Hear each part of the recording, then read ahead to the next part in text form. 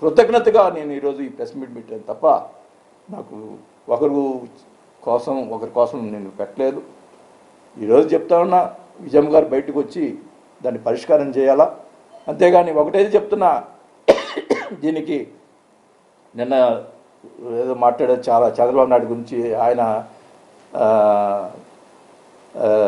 రాజశేఖర రెడ్డి గారి చంపిన దానికి కుట్ర చేసింది చంద్రబాబు నాయుడు గారు అన్నారు.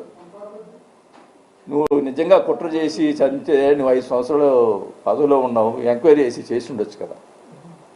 ఇది కరెక్ట్ కాదు. ఊరికేదో బురద జరగటం అనేది కరెక్ట్ కాదు. ఆయన ఎందుకు ఎలా చనిపోయాడో అందరికీ తెలుసు.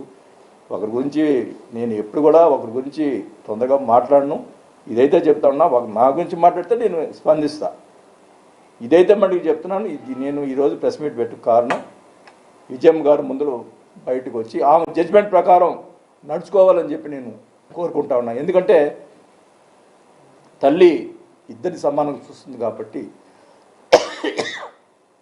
రాజశేఖర్ గారు ఏం చెప్పారో ఆ తల్లికి తెలుసు కాబట్టి, ఆ తల్లి దీనికి పరిష్కారం చేస్తుందని కూడా పూర్తి నమ్మకంతో. ఎందుకంటే ఇంతతోటి ఈ సమస్య ఇష్టం వచ్చినట్టు ఎవరు అంటే వాళ్ళు మాట్లాడటం మంచిది కాదు, నేను మాట్లాడటం మంచిది కాదు, ఎవరు మాట్లాడటం మంచిది కాదు అని చెప్పి కూడా నేను తెలియజేసుకుంటాను.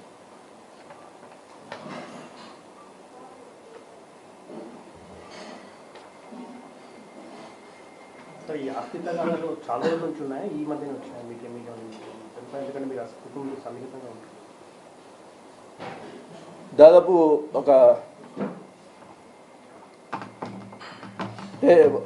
4 years నుంచి జరుగుతుంది. ఇది జరుగుతూ ఉంది. కానీ ఇప్పుడు ఇవన్నీ నేను చెప్పాను కదా, నేనేం మాట్లాడకూడదని చెప్పాను. మళ్ళీ నేను మాట్లాడటం కూడా కరెక్ట్ కాదు. ఏం జరిగింది అని ఇవన్నీ మొత్తము వాళ్ళ అమ్మకు తెలుసు ఏంటి అనేది. సో ఆమె బయటకు వచ్చి మాట్లాడాలి. ఇద్దరిని ఎవరు తప్పుందో ఎవరు తప్పుందో మాట్లాడాలి, లేకపోతే ఇద్దరికి న్యాయం చేయాలి. ఆస్తులన్నీ జగన్ సొంతంగా సంపాదించుకున్న ఆస్తులు, దీంట్లో షర్మిలకి ఏమీ భాగం లేదని చెప్పేసి ఒకటి చెప్తున్నానండి.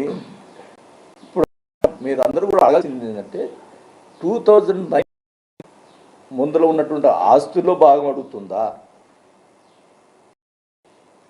2009లో భాగంలో ఆస్తి అడుగుతుందా? ఆ పాయింట్ అడగండి అంతే. దానికి నేను చెప్పను. అది మీరు చూడండి. ఆమె 2009లో ఆస్తి భాగం అడుగుతుందా, లేకపోతే 2009 తర్వాత రాజశేఖర్ గారు చనిపోయిన తర్వాత వచ్చినటువంటి ఆస్తులో భాగం అడుగుతుందా అనేది చూస్తే తెలిసిపోతుంది.